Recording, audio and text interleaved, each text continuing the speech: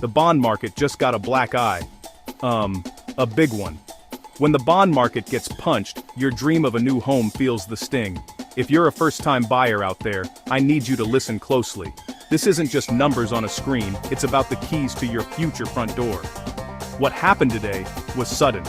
A sharp jolt sent mortgage rates skyward. It happened faster than you can say fixed-rate mortgage. We need to talk about what this means for you, right now. Today, Friday, May 15th, 2026. Let's keep it simple.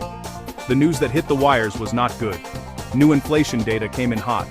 Much hotter than anyone was predicting. Think of it like a fever for the economy.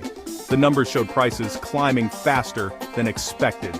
That sent a ripple of panic through the financial world. Traders got spooked and started dumping bonds.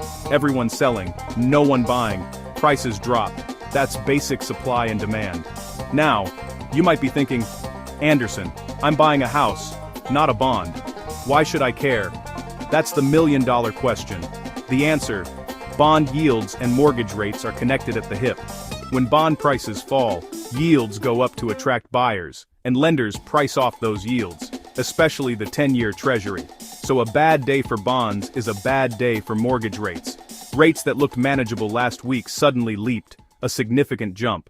Alright, let's break this down even further. You go to a lender for a mortgage. Lenders rarely hold loans for 30 years. Instead, they package your loan with a bunch of others. They sell that bundle as a mortgage-backed security, NMLS. These are just fancy bonds.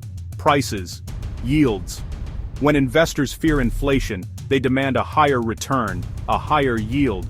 When the inflation report hit, MBS investors got nervous. Fixed payments lose value if prices keep rising. Their reaction: they sold. MBS prices fell. MBS yields rose. Lenders selling into that market had to raise the rates they offered you. It's a direct chain reaction. Hot inflation. Sell bonds. Yields rise. Mortgage rates increase. Today, top-tier borrowers are getting mid to upper 6% quotes. A few weeks ago, low sixes, even high fives for a moment. On a $400,000 loan, a half-point jump adds 100 pluses per month. Over 30 years, that's tens of thousands. Real money you could use elsewhere. Key theme: volatility. One good headline, rates dip. One bad headline, rates spike.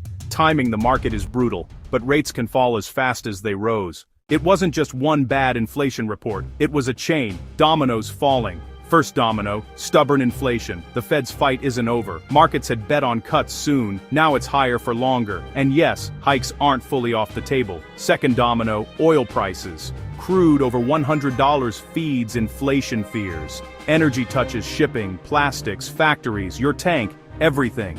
So oil spiking became another sell signal for bonds. Third domino, geopolitics. Tension risks supply chains and oil output. Normally, fear means a rush to safety. This time, inflation fear overshadowed bonds' safety bid. So what could reverse this and pull rates down? 1. Cooling inflation. Consistently, for months. 2.